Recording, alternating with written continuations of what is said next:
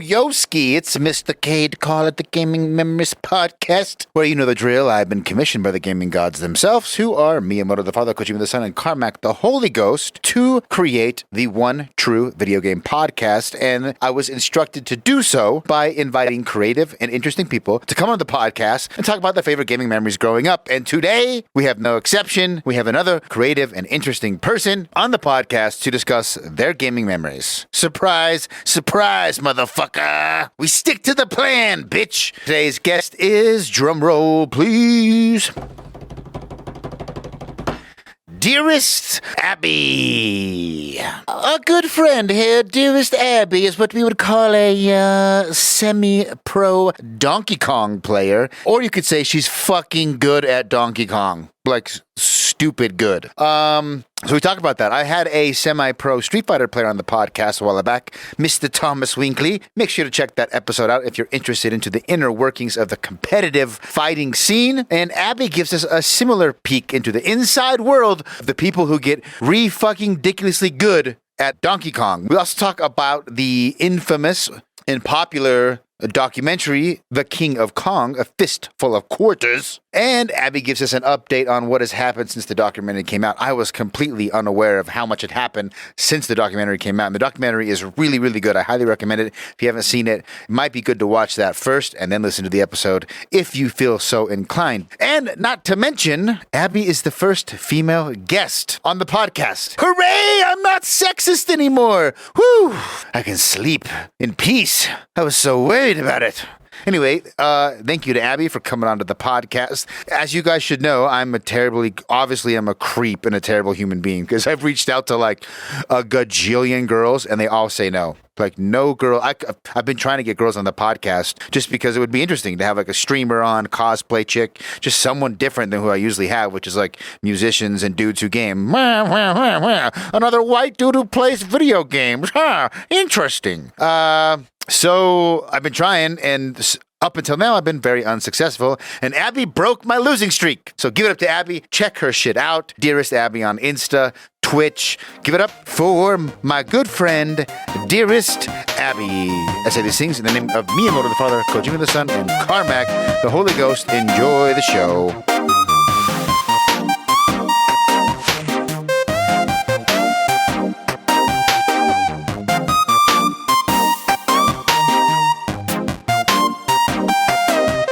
All right. Well, I was going to say, what's up, dude? But technically, you're not a dude. And you are my first female guest. And I've talked to you about this before. I have been trying to get a female on the podcast for like 8 months. And nobody would come on. And I was afraid I was going to get attacked for like being sexist or something. So I appreciate you providing me with some political cover by being on the podcast. Oh, it's my pleasure. I'm happy to be an honorary dudette. A dudette. You can hang. So I've met you through this Patrick Hickey Jr., which is a lot of our guests have met through. Check him out. He's the guy that writes books. He's pretty awesome. I have 2 episodes with him. He started a group, Retro Game Mafia. And the first thing I noticed about you is you are fucking good at Donkey Kong. I didn't realize it until I started. Thank you. Like you would post your scores, and I'm like, oh yeah, she's good at Donkey Kong, like whatever. And I had seen I know I can't tell if you're a fan of Billy Mitchell or not a fan. I can't remember the argument that was had about that, where you cited on that. But my only awareness of Donkey Kong was that documentary, which I'm sure we'll get into. And I had forgotten like what the scores were and what was considered a high score. And then I like started looking scores up, and then had this moment like, oh, she's really good at Donkey Kong. I try. I'm not one of the best, but I'm pretty good. How'd you get into how'd you get so good? Like, what started the Donkey Kong? Long story short, I wanted to be a part of the gang. So when I first started dating my husband, he would regularly compete in arcade tournaments. And we would say, what are you doing? And he would be practicing a game for the week. And I would get jealous of that. I would say, I want to play, I want to practice, I want to do something. And over time, he would set up gauntlets for different games. And the first game was Miss Pac-Man, and he would up the score, like, try this, do this pattern, try these different things. And then it would be a different game, and it would be the same concept, to get better and better and to become a good player, because he would compete and he would know what not so good scores are, what pretty good scores are. And eventually we stumbled on Donkey Kong, because that is like the epitome of becoming good at video games. And once I got there, I noticed I was getting more activity on Twitch and more people who would come on and say, like, try this pattern, do these things. And then the joke of me being the Queen of Kong was that I was so terrible. I was the opposite of the King of Kong, that I wanted to be known for how not good I was. So I took that title and I rolled with it, and I just said, you know what? Let's put a positive spin on this. I'm going to keep playing until I am a good female Donkey Kong competitor. And it has gotten to the point where I'm like, fuck yeah, this is great. How much time, like how many hours do you think it's taken you to get to the level you're at? I think it was probably maybe the end of 2019, because I remember going into 2020 wanting to be the Queen of Kong. So at least a solid year that I have been, maybe once every other month, going back and playing and playing. And the trick with playing a competitive game of Donkey Kong, trying to get a good score, is that you can play 7, 8 games, and it isn't until you get to that 9th game are you really on a roll with it. Are you in that zone? So it could take 2 hours, 3 hours before you find that right game and you're on that PB roll. Huh, that's interesting. That's actually less time than I thought. I would have assumed. How old were you when this started? So how old were you a year ago? 31. I just made 32. Okay, so at 31 years old, or let me 30 and a half years old, you're not like really good at any games, and you get into playing games with your husband, and then why did Donkey Kong stick versus the other ones? I guess because I noticed more activity in the community. The Donkey Kong community has a lot of players that want to see other players succeed. They want to show you the right pattern. They want you to get a higher score, because it's just as exciting for them as it is for you when you finally have that right game. So it wasn't necessarily anything in particular about the game, but rather the community. The community, and it's fun. And I mean, I will say I did watch King of Kong, and I was kind of like, man, that can't be that hard. There's another document. I really did at first. I was like, there's no way they're making this big of a deal about it for nothing. And then, man, I bit off more than I could chew. It is definitely a challenge. That leads me to my next question. So do you think, because I was initially a little surprised that it only took you a year to get that good, considering how good you are. I mean, I don't know how big the Donkey Kong community is, but your scores are, from what I looked at online, Instagram, people casually playing, and you did a post where other people were posting their scores, just like regular people playing Donkey Kong. And I think you were like, haha, that's a cute score. And then you posted one of yours, and it was like 5 decimal places higher or whatever it was. It was like, damn, okay, she's really, really good. But it only took you a year. Do you think that's because if you get into Donkey Kong now, back in the day when it was Billy Mitchell and the other guy, they didn't have the internet. They couldn't talk to other people. They couldn't they couldn't study other players' patterns on YouTube. Is that why you think, how'd you get good so fast? Practice. It, honest to God, is just over and over, and practicing and watching other people play and listening to the things that they tell you, because they've been on that particular board before, and they know when that wild barrel comes flying down, and they know there's a saying, watch the monkey, because the way he moves or the certain way that he throws the barrel, you know which direction on the board it's going to go. And it is that kind of, you have to know what kind of things happen for which board to make, that's that zone I keep talking about. You have to turn your brain on to all of these little tiny things. And I think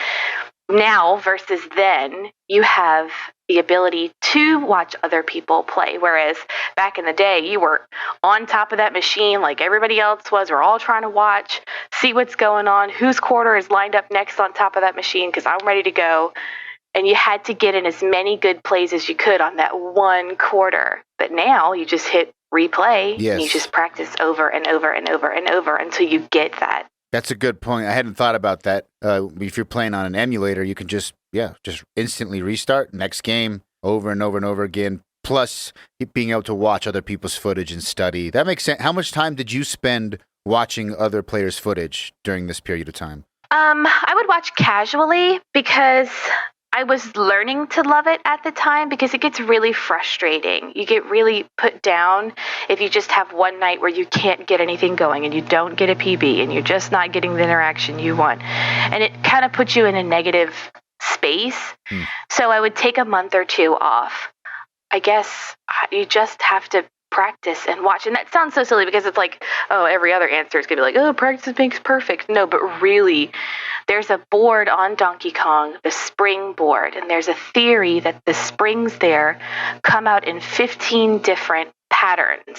So you have to learn which pattern, which spring hops on, and seeing other people go. And when they move Mario or Jumpman at that time, your brain can start to recognize, okay, that's when they go. When I play again, that's when I'm going to go.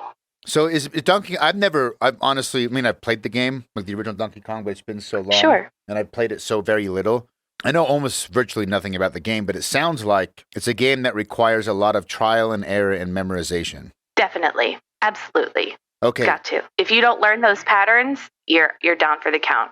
If you don't know how to maneuver those fireballs on certain levels, dead. One man down. So you have to memorize, okay, when I get to this level, the fireballs move a different way. And then on the next level, they move. And then this level, there's a variation, a random chance it could choose between these 5 different patterns. And so the idea is the more patterns you can stack and remember, the deeper you can go, or the higher you could go, I should say. Right, and even the randomness of it.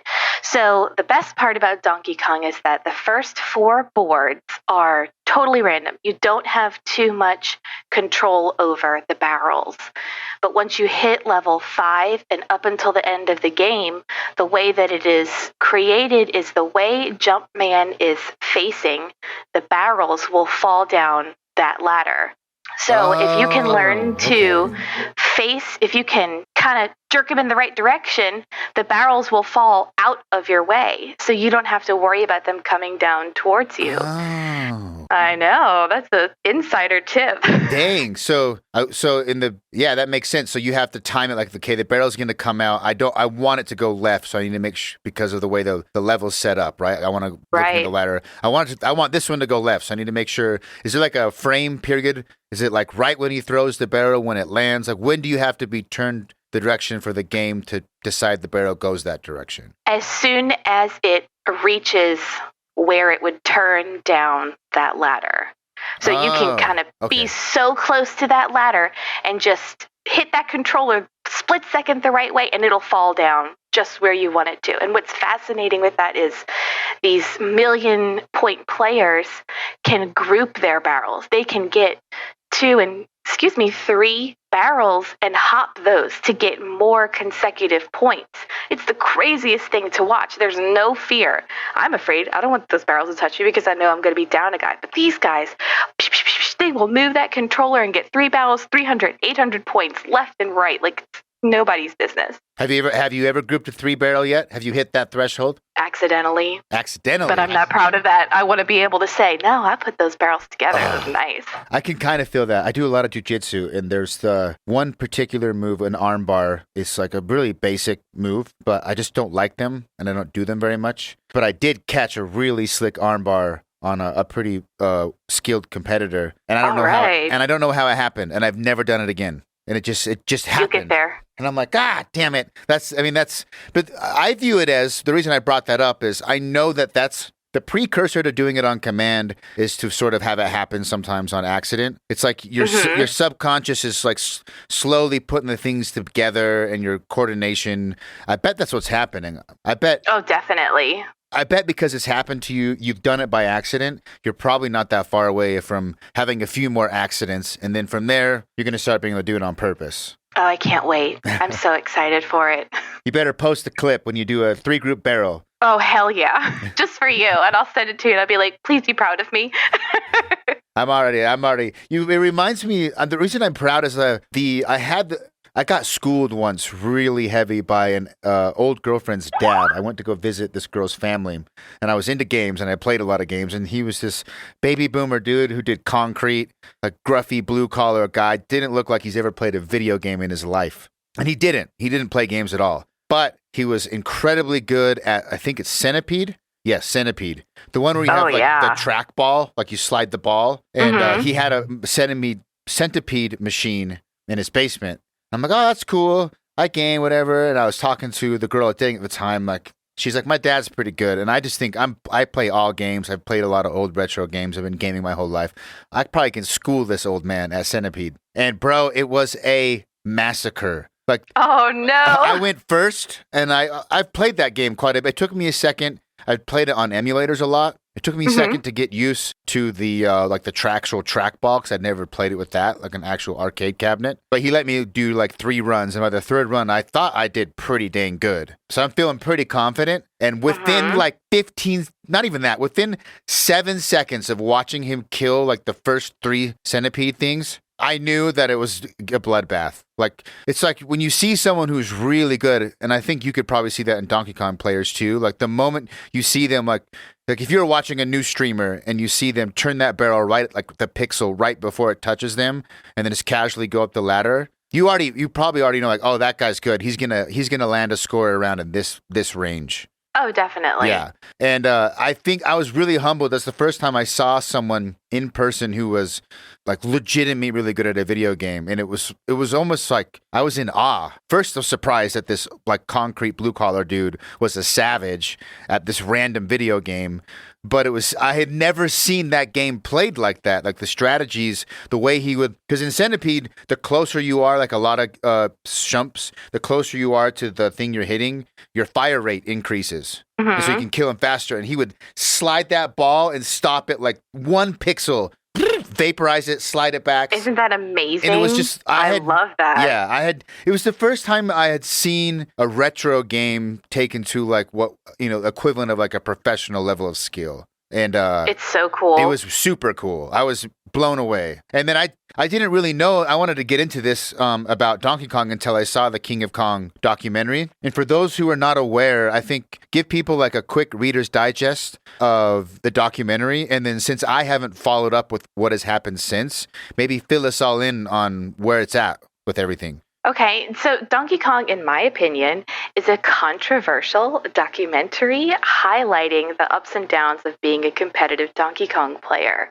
It shows 2 men in particular, Steve Wiebe and Billy Mitchell, going for the, at the time, world record on Donkey Kong. And they were following Twin Galaxies rules, and there's so many different kinds of rules and formats and way to do it. Is Twin Galaxies like considered the premier score to have though? Like the top of they're the authority? I think they're the original, and they were able to lay out the roadmap, so everybody kind of follows behind that. But so the controversy behind it is, if I can kind of reel back a little bit, when you're playing on old arcade games going for a PB, personal best, you can choose to play on a physical board, an actual arcade machine, or you can emulate on a MAME. But when people are calculating those scores or choosing whichever's best or going for their PB, it is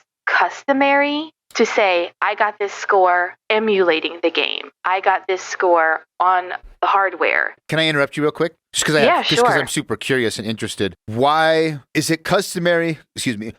I just smoked too much weed. Got the coronavirus. All right. Oh, man. Why is it customary? Is it because there's enough of a difference between the emulated version? Is there an advantage to the emulate? Why did that custom come to be in the first place? So for an emulation, you can pause the game at any time. If you're playing on an emulated computer, you can make a quick default button, pause, and you can use things called save states. So if you are having a really good level 4, but then you suck at level 5, you can go back to your really good level 4 save Start state from there, yes. and start from Yes. there. So that's not a nice thing to do, but people do it.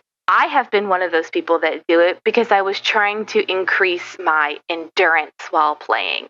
I knew at this board I was going to struggle with it, so I wanted to start practicing from this point forward. That's a good point. I had the thought, well, that's a great tool for training when you want to practice a certain board over and over and over again without having to play through the, if you're struggling with board, I don't know how high up it goes, struggling with board 420 for pot. Whatever, you could get there, save a save state, and then anytime you want to drill that board because you're struggling with those patterns, yeah, that's awesome. But I could see if you claim like a really good score, but you started on a level 4 that was your best level 4 you've ever had, and you just use it as a springboard. That makes sense. So when you get the PB, the custom is to say this was either on a cabinet or a MAME. Just there's almost like a bragging rights. If you do it on the actual cabinet, it's seen as more legit. It's a little bit more authentic when you do it that way. I have an actual Donkey Kong cabinet, and I can't wait to get a PB on that. It just kind of solidifies your authenticity. All right. But keep going. Yeah. I'm at the edge of my seat. It's so much. It's so, all of this information at one time. You have to hook up something called a Mr. Video to your actual cabinet. And before you even begin your game, before you start playing, you have to verify your device. So if you're using a MAME, you have to run it through something called Wolf MAME, and that disables save states, and that kind of automatically configures your game, and then you have to record it. I can't remember what it's called, an IP something. And then that is what you would submit to Twin Galaxies or whichever. Sorry to interrupt you again. Do all the Twin Galaxies and other score leaders have the same requirements to verify a MAME run? Like it's standardized? I think so. I think Wolf MAME is pretty much what everybody goes with. I know for different versions of MAME, there's different, programs you could use. And listen, if anybody's listening to this and I am very wrong, please reach out to me and correct me. This is all that I know. I have a feeling that you will know more than anyone listening to this podcast, so I wouldn't worry about it. All 12 people. Hey, those are the best 12 people. The best 12, the 12 apostles, I call them. All right, so nice. The controversy. I'm kind of remembering the documentary now was he claimed a cabinet run, but there was evidence it was a MAME run. One of the Billy Mitchell, the long-haired guy. Right. I am a huge fan of Billy Mitchell. Okay, you're pro Billy Mitchell. I knew you were. I am very pro Billy Mitchell. He is such a good guy. I've watched his streams plenty of times. And I think that the controversy comes in, around that MAME versus true cabinet versus recording versus in person. There's so many different stipulations, and everybody thinks, they're holier than thou when it comes to submitting their score. I think that the documentary didn't shed the best light on Billy. It made him look like an asshole. Straight up. Oh, like the biggest asshole. And I will be very honest, I thought he was such a jerk for the longest time after. I was like, forget this Billy guy. Who the hell does he think he is? He's such a tool. Forget his score. And I need to just shut my damn trap because he's so good. He is so good at Donkey Kong. I've learned so much from him, and so humble. He will sit there and walk you through hey, this is the board you go on here. Don't worry about this when you get to here. He's not afraid to help somebody who wants to learn the patterns and the right thing to do. And have you watched him play Pac-Man? No, not at all. Perfect Pac-Man games. Every single dot, every single ghost, every single prize. It is the coolest thing I've ever seen. I don't think the documentary ever insinuated he wasn't legitimately skilled. I got the vibe that he was actually good, but at the top tier, the little sliver of a percent that makes you the best versus number 2. Maybe they made it. From what I'm remembering now, as you bring it up, they insinuated that he's like an egotistical maniac, and he sort of fibbed to be number 1. And my question to you is, in the community, I'm sure you're not the only Donkey Kong player who's interacted with him and had these positive experiences. Is there any sort of counter opinion as to why the documentary chose to go that route and to paint him that way? No, I don't think it was any other reason than they just needed to have an antagonist. Yeah. You know, in the documentary, Steve Weeb is the protagonist. You want the small hometown guy to win, but then there's somebody else. And at the time, they weren't the only people competing. It was just those two people that they chose. And because Billy is this, cool guy coming off real cocky, it was easy to paint him as the antagonist, which is unfortunate. Okay, so is that? But I don't think that in the documentary, I don't think that they could really prove. You can't prove cheating in like 1 45-minute or an hour and however long the thing is. You can't just sit there and go, oh yeah, this is exactly what happened. They have people come out and inspect all of the hardware, go through everything. It isn't an overnight process. So now, I'll say that I just remember leaving with the impression that he's kind of an asshole and he probably cheated. That's how I felt. And I think I remember you getting into it with someone in the group chat about this, and I remember you being passionate defending one of the sides. Now, it's Billy. So has there been any since that documentary is pretty old, by the way? It's called The King of Kong, right? A Fistful of Quarters. A Fistful of Quarters. If you haven't seen it, it's still worth checking out. But we're going to spoil it now because I'm sure it's been years since that's come out. And I've seen some headlines come and go in different gaming media outlets. I know there's been some development. So walk us through sort of what happened after that to where we are now on as far as results of inspecting, new scores, whatever's been going on. I think not long ago, shortly after that, Billy had his title stripped of the first Donkey Kong kill screen, the first 1,000,000-point score, and there was something else that he had his Twin Galaxies or Guinness World Records titles removed as, which is, anybody would hate to have that, right? That's a lifetime accomplishment to have a world record. And you're smeared as a cheater, too. Everyone thinks... Right. Yeah. Everyone. You watch that and that is what you are associated with. What a crummy thing, right? So I think since then, he has gone on to reclaim his Guinness Book World Record title as the first Donkey Kong kill screen and the first Donkey Kong 1,000,000-point score. And I don't know, I could be wrong, but I think those are also included in Twin Galaxies records as well. So a lot has changed, and I think it was, like you said, it's been a while since the documentary came out, but that was a long journey to lose those titles and then reclaim them. So it means whatever ended up happening, he obviously provided enough evidence for them to overturn all of that, which is correct. Which, from an outside perspective, feels like sort of a case closed. If they wouldn't go through the bad PR of going back on turning it over in the first place and looking like fools if it wasn't pretty, at least I would assume, it'd have to be pretty strong evidence where they had no choice to be like, okay, we got to get these back to you. Yeah. And the best part was that claiming to have the first, that was back in the 80s. You didn't record anything happening then. You didn't sit there and go with it. You only had your referees there in person watching you play. Yes. So if you could have recorded it and been able to broadcast it, of course that would have been a huge thing, right? But since then, plenty of people have gotten over 1,000,000-point scores, gotten their kill screens. But back then, when it was a popular game and there was a title to be had, he got it. Let him have it. Yeah, let him have it. Let him have it. That's good. You know what? That's kind of cool to hear. I'm glad that it sucks that he probably dealt with years of being known as the egotistical video game nerd who's just cheater. I left that documentary thinking this guy has no life and he's just trying to hang on to this fake idea that he's good at a video game. What kind of lose? I thought he was a loser, straight up. And so that sounds like that turns out to be a total misrepresentation. That sucks for him. But it sounds cool. It sounds like he got the last laugh, which I like. Oh, for sure. Vindicated. Yeah. Definitely. Yeah. I left that documentary thinking, what does he use in his hair to make it stay so perfect all of the time? Please tell me your secrets. Its ability to hold its place, I would say on a technical level, is impressive. I don't think his hairstyle and his face mix well together. Kind of looks like, I don't know. It's not. I don't think it's a good look, but technically, as of itself, I will agree. His hair is pretty amazing. It's so cool. I have a crush on him. You also like old men. I do, big time. That's not fair. Standard 10-year difference, gotta be. You want a decade in between? That's what you're. Absolutely. I don't want to have anything in common.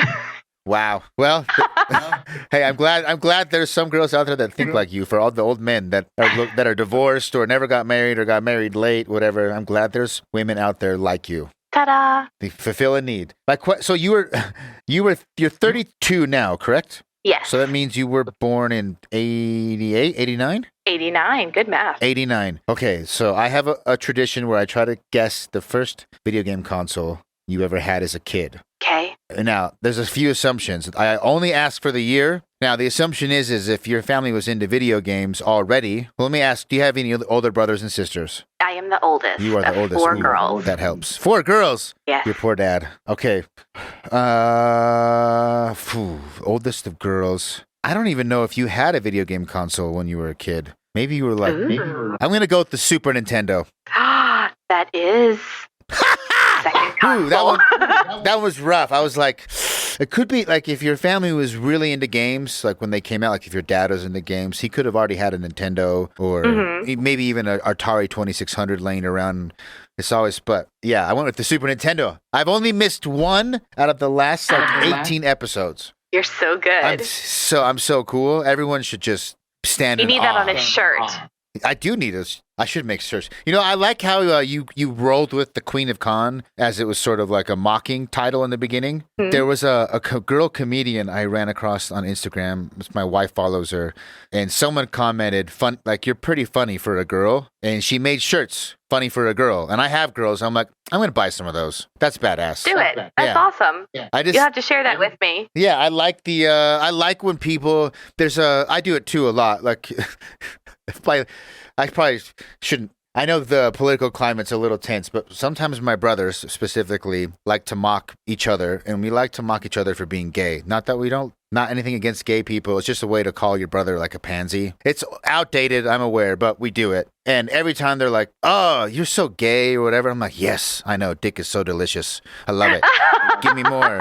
Like, it's a good. What I'm trying to say is, like, if you think I'm a misogynist, I'm sorry. You can go ahead and boycott me, and it's okay. You're probably right. No, it takes the sting out of the burn when you do that. Yes, conceptually, the tactic I think is a tactic of someone who's really. If someone can do that with an insult and they can take it and they can roll with it, I think that's a really good character trait. And it makes me, if that's all I know about a person, I'm going to be inclined to think they're a badass already. Because it's such a good way, like with being able to laugh at yourself and then turn it into something. It's just a key skill. And I think you have to be able to laugh at yourself. Yeah. You'd be a miserable person if you couldn't. If you were just always so critical of yourself. Could you imagine how grumpy you'd be? Hell no. Yeah, it was. I think it's cool, and I like that your origin story, your nickname, your fighter name, the Queen of Kong, was born out of hey, I wasn't so great, and people were making fun of me, but I put the work in, and now I am the Queen of Kong, bitch. That's me. Yeah, that's badass. Okay, so you had the Super Nintendo.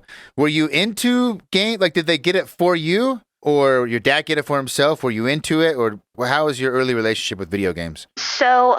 If I remember playing Duck Hunt, but that's the original Nintendo. NES, yeah. And I would get so mad at that stupid dog. And I think my grandfather was the one I know he fueled my interest in video games. But I think maybe he saw how much the original Nintendo would frustrate me, that he said, well, let's try this one. This is newer. You might have more fun with it. And I had Super Mario World. Ooh, and I remember that soundtrack, I can hear it in my head right now. You know what's interesting about that is a Side Project podcast was on recently. And he's like a big video game music nerd. And he said his all-time favorite soundtrack is probably Super Nintendo, Super Mario World. And I was shocked because I think of Mario music as it fits, but I don't remember. It doesn't get stuck in my head. But I'm realizing now that I think I'm in the vast minority and that you people are more enlightened because you're the fifth person that said the Mario, specifically the Super Mario soundtrack is massively stands out in their mind. Yeah, it's so bright and uplifting. Just a fun track. Yeah, it's I need to go back and listen to those tunes. I should go back and play it. It's been a long time since I played it. Yep, I like that one a lot. And I also had Super Adventure Island. I remember the guy on the skateboard. Yes. And that was such a fun thing. I remember I would get on such a roll with it, and I would be like, I am the best person in this house that can play this game. Nobody can touch me on this level. I will dominate this one every time. But the best part was I was the only one who played it, so there was no real competition with it. I didn't know. I had tried Adventure Island on the NES. I didn't play it as a kid, but we did it for the Retro Game Mafia Game of the Week once. Mm-hmm. I didn't even know there was a Super Nintendo version. I'm watching footage of it right now. This looks pretty... Yeah, it's like the same thing. It's just better graphics. Yeah. Interesting. It's cute. I like him. And he would put his little skateboard gear on, and he would hop. It was so fun. And I also liked Clay Fighter. You ever play that one? Oh, I love Clay Fighter. Oh, it's so... The graphics are like... At the time was the coolest thing I've ever seen. But I go back now and I'm like, this game is hella dumb. This is so stupid. Why did I get this from Blockbuster every weekend? Yeah, it reminds me of an era when they were starting to do... So I don't know if it was the first game to do it, but there was this clump of games that came out. We had the Donkey Kong Countries, which we used a similar technique where they would use, like, at the time, supercomputers to render 3D models, and they would convert them into sprites that the SNES could handle. So all, like, the really high-fidelity visual work was done beforehand, and the SNES was just kind of playing these sprites. And that's what Clay Fighter was too, but instead of supercomputers, they were actually making molds of models in clay, like Wallace and Gromit style, taking a picture of the frame, de-resing that down to whatever colors and resolution the Super Nintendo can handle, and using that as their assets. Vector Man did it. There's like a handful. That whole, like, at the time, I remember thinking the same thing, like, how can graphics be this good? Like, how is this even possible? It was sorcery. Big time cool. And you know, funny thing, I hate Play-Doh. Play-Doh freaks me out. So why now, as an adult, do I go back like, why did I think that was cool? Play-Doh freaks me the fuck out. I hate this. I don't even want to look at it now. Yeah, Killer Instinct. That was the other big one on the Super Nintendo. Killer Instinct used it wasn't clay, but it was a similar style. I'm watching footage of Clay Fighter, and it looks pretty choppy. Like, it looks like it doesn't play very well. Yeah, interesting. There's like this Elvis guy. I remember the snowman. And there's Helga, or was it Olga? Olga with the giant titties. Wow. Yeah, I thought she was hella cool. Of course.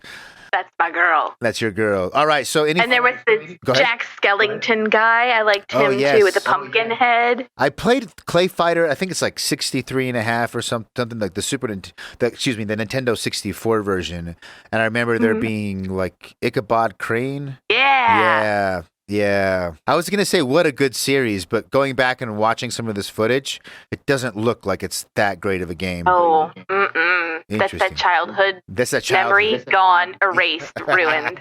It is not that good as you remember it. Oh, they had this character that kind of looks like Gumby, which no one ever talks about Gumby, by the way. Side note. Did you watch Gumby? Hell yeah. Yeah, Gumby, like, so there's this whole nostalgia corner of Instagram and the internet where people are just reliving nostalgia from their childhood. And every once in a while, there's a few things when I realize, like, that was a big deal for me, but I don't see it in the nostalgia drug market online. Like, and the Gumby's one of them. I don't see people talk about Gumby. And this Taffy character in Clay Fighter is obviously, they were ripping off Gumby. I mean, that is Gumby. Interesting. Dang. What was Gumby's horse's name? Pokey? What was his horse's name? I don't know. I remember the blockhead. Gumby horse name. Gumby. Oh, I typed that in the first thing. The first video is Gumby banging horses. All right, let's not do that one. Okay, well. And the next one is Pokey, the Pokey Express. Yes! But that sounds terrible under a video banging. Yeah. Wow. Gumby is trippy. For sure. Someone was doing acid when they made Gumby. Have you seen, there's a mirror episode. You need to see if you can find that one. Gumby. Where he travels through all these mirrors and he just keeps encountering different versions of himself and he can't find his way back home. Oh. And it's, as a kid, you want to know what's going to happen, right? And you watch as an adult, like, this would be terrifying. Why isn't he freaking out right now? Wow. Yeah, I'm just kind of skimming through it on YouTube.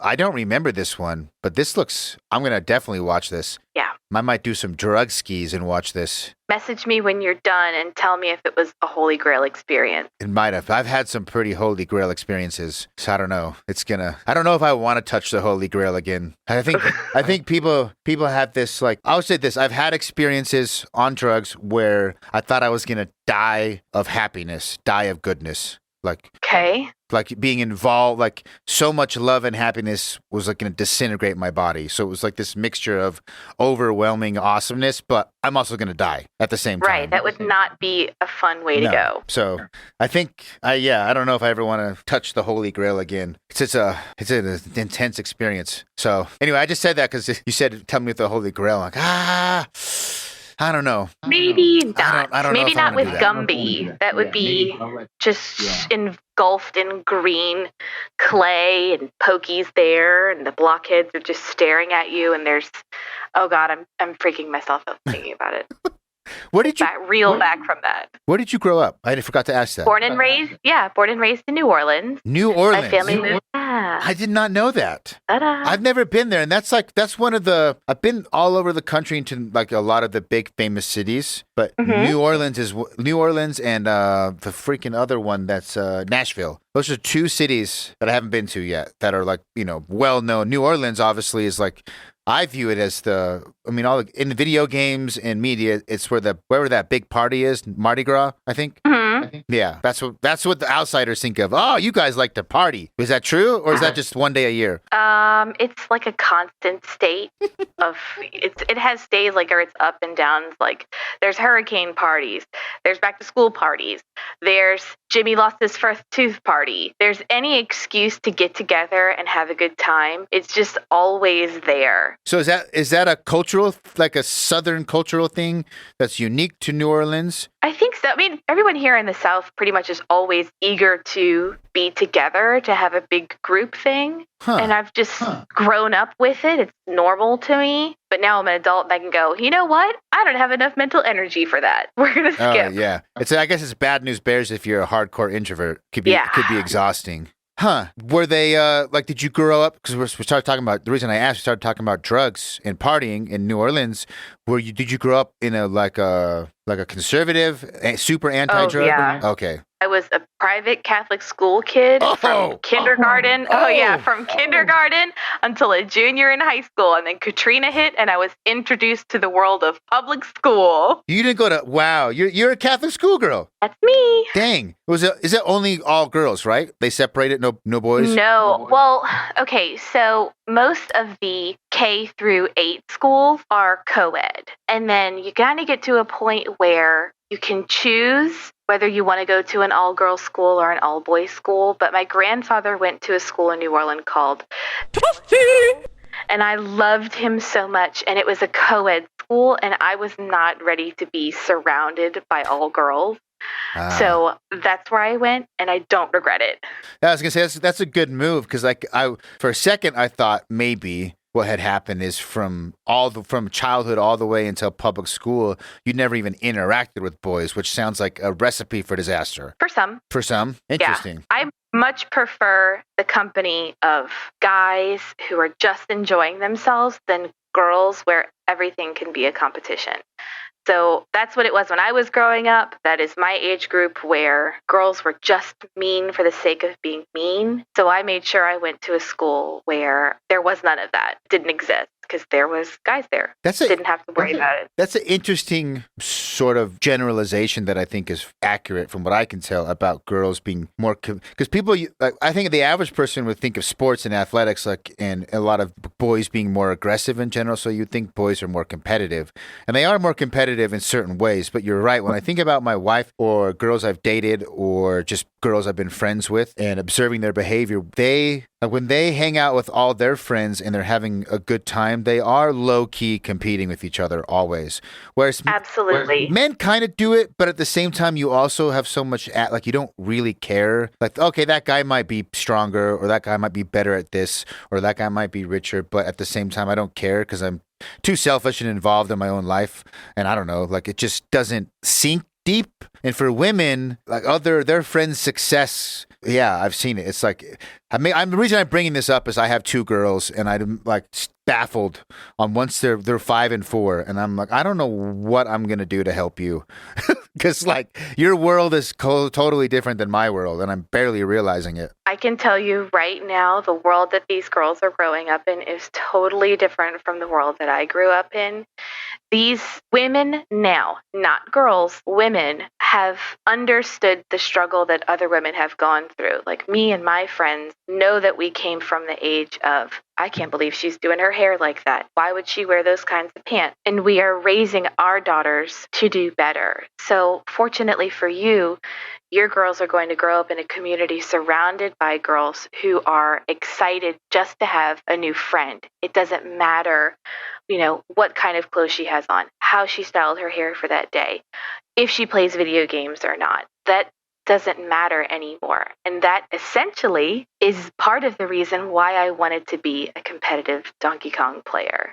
To erase that stigma of only guys can do this. No, girls can be good at this too. That's awesome. You have a really optimistic, I never thought about that. So in some ways, what you're saying is, at least in that way you just articulated, things are going to be better for this next up and coming generation. Absolutely. I need to think about that more, because I've been under this impression, I think mainly due to statistics that I've heard in different podcasts about just female suicide, teenage female suicide being up. And personally, I know through not like first connections, through like a guy I trained with his daughter or this guy's friend's daughter or whatever. I've just seen a lot of it in like my second to third tier connections of guys, dads losing their daughter to suicide. And so I got I just got this impression like it was really bad out there. But you gave me a little bit of hope, which I legitimately appreciate. Like I've been stressing about this quite a bit. I think that adolescent suicide now, I think it's, from what I understand, is becoming an all-time high, because it isn't a shift in generational thinking. The parents now aren't as cool as these kids want them to be, or as understanding. There's this level of strict parenting, and these young kids, teens, are growing up like in this accepting world, and they want to be accepted, but even at home they can't be, but it's safe on the internet. And the fascinating thing about the internet is that it's not taboo to discuss your feelings anymore, to say, hey, I'm really sad right now, I really need help. But they can only get that attention on the internet. They can only get that help there. So it's scary when you have to go out into the real world and you go, I just need someone to connect with me here right now, and they can't get that. But I think that now, growing up, the stigma is, you can talk about this. Not a bad thing to say that you're upset. So in the future, and I try to do this with my girls, tell me how you're feeling right now. What is going on? I know that you're upset right now. Let's take a break. But I'm turning back into mom mode. I can hear it in my own voice. I heard it too. It's good. I'm legitimately, I'm picking your brain for a reason, because that makes a lot of sense. So you're saying, because a lot of times people will associate the suicide with being very like deeply involved in internet and internet culture and being stuck on the computer, but it's almost like, and that, I think that imbalance can cause problems, but the that's a symptom. And the key issue is the internet culture and the at-home culture are separate enough that there's a disconnect there. And as long as like you can help them bridge that gap, then you should be clear to go. I can see that, because if they dive into the internet world more and more, and then they get their skills, their interpersonal with people in the flesh skills continue to erode, and it's like a downward momentum. And that makes sense. It's just so, it's so, when I grew up, you don't talk about your feelings. Like you don't. Like they know. Nope. Maybe like when you're at like a real breaking point, you have a couple people you can talk to, and I still have that. Like I always feel like I don't want to burden somebody else with my issues unless I'm like truly at a point where I have to talk to someone. Like I'm having a breakdown, which I don't think is healthy. It did teach you how to like handle things by yourself. I don't know what the balance is. You know what I mean? I can see benefits to it, but I also can see like real problems where I know I experience when I feel like I'm connecting with even like a kid or my wife or anyone, like I'm going a level deeper with connection. I get really uncomfortable. Like I have, Right, and that's because our generation grew up with, we don't talk about this right now. Yeah. We are opening up to a level that I never experienced before, and with someone that you're just getting to that level with. That's what always makes it challenging. Do you want to reveal this much of your deep inner self to someone? Yeah, it's not even me. So even when they do it, I'm like, like I've never swam in this deep of water before. I'm nervous. Like I get super uncomfortable, and I realize like, oh, I'm like really bad at that. I'm good at a lot of other things, but I am like stunted in that. It's been interesting being an old person and like realizing, because even when you're old, like, oh, I got my head together. I'm pretty good at a lot of things. I'm stable, blah blah blah, and you get a little cocky, and then you have this moment like, oh God, I'm like a handicapped person in this area. Like I suck. This is not. I always like to say, help! I need an adult. Oh shit! I am an adult. Yeah. We're all just babies raising babies. It's just chaos. But so I want to go back to anything else on Super Nintendo? We got a little sidetracked. My bad. No, it's okay. That's fun. I like this. Super Nintendo, no, from there, that was pretty much it. And then, that's when it began the girls don't play video games. It's not fun to play them anymore. So did you have a period where you didn't play because of the stigma? I had a few different periods in my life when I didn't play. Growing up, really young. I mean, I remember getting the Super Nintendo, playing those two games, going to Blockbuster, and then PlayStation 1 came out, and my grandfather would just fuel this. We're going to try to find a game until you find something that you like. And he was an avid pawn shopper. Ooh. That man knew every single worker in a 10-mile radius, what games would come in, would buy them resale, buy them in stacks, bring them to me and say, here, try these 10 games, keep the ones you want, give me back the ones you don't want, and we'll trade them out and get something new. Your grandpa is a badass. Oh, God, I loved him so much. That I attribute so much of my passion for video gaming. It's all because of him. So what sticks out on the PS1 out of the stuff he brought you? Does anything stick out that you really connected with? I played a game called Bust the Groove a lot.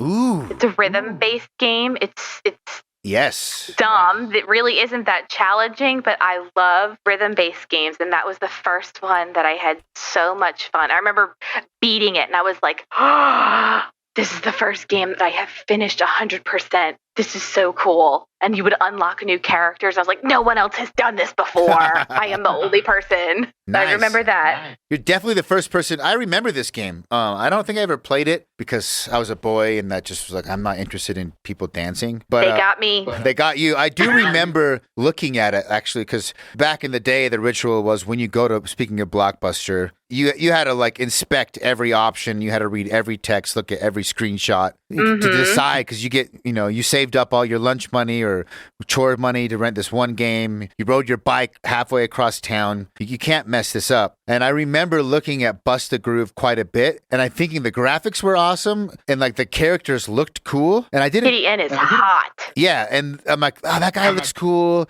This looks cool. But I don't think I'd even played a rhythm game. And I actually remember being confused. Like, is this a fighting game but that you don't fight? Because it was like the way the camera is like side. And I didn't know Dance Dance Revolution. And I would see like it has like, for those of you who haven't seen it, it's sort of like Dance Dance. You have like a UI overlay that says push down, down, O, or whatever. And you have to do it on time. It's a rhythm game, like Guitar Hero. And I didn't even know what that meant. And I just would look at it. But the dude with the flame pants and the beanie. Hella cool. Hella cool. Like, oh, he's a break dancer. Maybe I should get this game. Play it. I want to see you play it one day. I'll do a video on it. I will. I've been meaning to do Parappa the Rappa, which is also like a classic old rhythm game. Fun. I did remember playing that. I think that's the first rhythm game I played. But yeah, I'm glad you were definitely the first one to bring up Bust the Groove. And I do need to do a video on this. Plus, the character, like, I think it would look, I've been messing around with emulators on PS1 to try to like get them upscaled to 4K and make it as modern as possible with some texture stuff. And this looks like a really good one to mess around with for that purposes. Yeah. I can't wait. I'm so excited.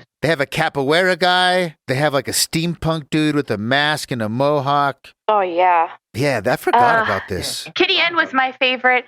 And there's another one, can't remember off the top of my head, but she's like another really super sultry girl. And I was like, That's who I want to be when I grow up. I was going to ask. She's not like. That reminds me. I wanted to ask you about your opinion as a. So, by the way, for listeners, I'll do intro and talk you up and make you sound super awesome. Oh, thank you. The listeners will have already gotten like a little bit of an intro for you, but I should have asked you this in the beginning. You also stream not just Donkey Kong, but you like a streamer. You do cosplay too, right? I've seen you do some cosplay. God, I wouldn't even give myself that title. I just slap on a shirt that looks like something and say that's who I am. I have an orange turtleneck sweater. And I wear glasses and I have a magnifying glass, and that's my Velma. That's about the extent. You wouldn't say you're like are you interested in doing cosplay? I would, but it's a really expensive and time-consuming hobby, and Yes. I feel like that is a very strict niche where it's like you have to label yourself as this kind of cosplayer, otherwise don't even come into this dojo. It would be a low-budget cosplay is probably what I would have to call myself. But there's people out here who pay hundreds and hundreds of dollars for these sick-looking outfits. And they're gorgeous. I couldn't do it. No, thank you. I can recommend some hot cosplayers. Well, I wanted to ask because you're involved in the gaming community outside of just Donkey Kong, right? You're really good at Donkey Kong. That's your main claim to fame, but you also Twitch and you're just like gaming general content creation, and you're a female, which, like I mentioned before, it's been really hard. The first female I've gotten on the podcast, and believe me, I've tried really hard to get some girls on just for variety. From like my own selfish, personal, like I want to talk to someone different I've never talked to before. And I wanted to ask about because the sexualization of girls. You saying that I liked this character on Bust-A-Groove that was really sultry, and the vibe I get from you is you've never really been offended or bothered about how girls are portrayed in video games, or am I jumping to conclusions? It doesn't bother me. I think there was a different time and we've moved past that. Like Laura Croft's triangle tits, like that was the sexiest thing I'd ever seen when I played. Like hell yeah. This is where it's at. And then playing games like Diablo or Champions of Norath, where my armor would be little to nothing. Just because it was a female character. Even as a kid, 13-year-old boy who liked seeing boobs, no matter how low polygon they were, I did have that thought often, like, because I would get into the lore of games, how the world works and the rules. It's like, well, like I would think, like, how is that armor going to work? Like my stat points, if I was playing as a female character, or I had a party member that was a female and I got her new armor, and the new armor was like a thong and titty tassels. But my armor went up by like 50%. And I was be like, well, how does that work? Like, is it have a force field? Is it magic? You got to explain why. And obviously, I didn't get it. Go with it. Yeah, I didn't get it. I didn't get it. Like, oh, they're just appealing to your reptile brain, which works. I get it. Totally works. But that is something. Even as the target audience for that bothered me as a kid. That's a fair point. Very fair point. What was the game? Somebody just posted it. I think it was Fighting Force I saw. That's another one where the females are like these long-legged and stiletto heels doing these spin kicks that are no way possible. Like you cannot pull off that blazer and those heels and look that good when you're judo chopping that guy. It doesn't work like that, but you look hella fine. Speaking of just like, it's not as, I'm watching Fighting Force. I know exactly what you're talking about. I played this game. I'm watching the footage right now. Yeah, her legs are redonk. Like her legs are like 2.5 times longer than the rest of her body, almost 3x. That is ridiculous. Yeah. But she looks good. She does look good in a weird polygonal sort of way. Speaking, was I just going to, damn it, now I can't remember. You were talking about this chick in Fighting Force. Oh, have you played Streets of Rage 4 by chance? Briefly, yes. I think I streamed it just for a little bit, and that was a lot of fun. I thought it was really pretty. I liked it. If you play as Blaze, the Latin chick, the brown hair, try it again if you still have access to it, and just watch her animations. And if that is not the hottest, and she's not like, she's sexualized, very, but considering video games have characters like Maya Shiranai or the Ivy chick in Soul Calibur, they've pushed sexualization to like the nth degree already. So she's not that bad, but she is. I was joking with my friend. I'm like, I feel ashamed at how attractive I find this little cartoon character in this video game.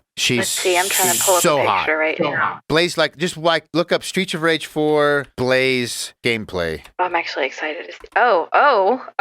Bro, Hello. She is hot. I can't like, and I mean, she is sexualized. Like, she got a mini skirt on, and she's pretty sexualized. Actually, now I'm watching it. I shouldn't try to be defending it. Yeah, but Goodness gracious. And you can't. Same thing. Like, who's gonna be able to throw those moves in a skirt that short? But oh my God, the hoop earring, the hair, everything. So pretty though. You She's can't my girl. say no. Just go with it. She's beautiful. Everybody who plays the game knows she's beautiful. I'm attracted to her. You're attracted to her. Let's play the fucking game and beat up some people. Okay. Has there ever been a time though? And again, I'm picking your brain because one, you're a mom of daughters. I have daughters, and I think it would be interesting for listeners because we've never had it's been dick jokes for 40 episodes straight. So maybe I like dick jokes.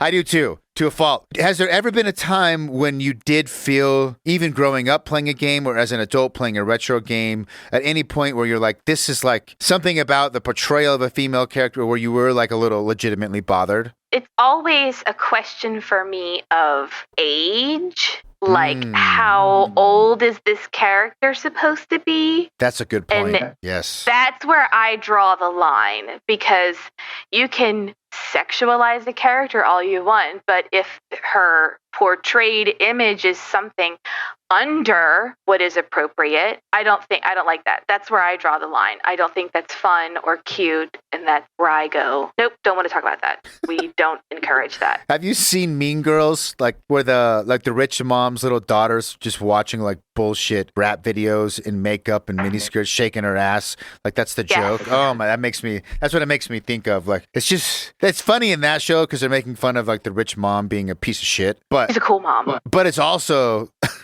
like super gross. If like there are kids out there like that whose mom is letting, you know, their parents are letting Cardi B raise them like as the only input source. There's no balance to it. That's the side of TikTok that I would like just report every single video. Report.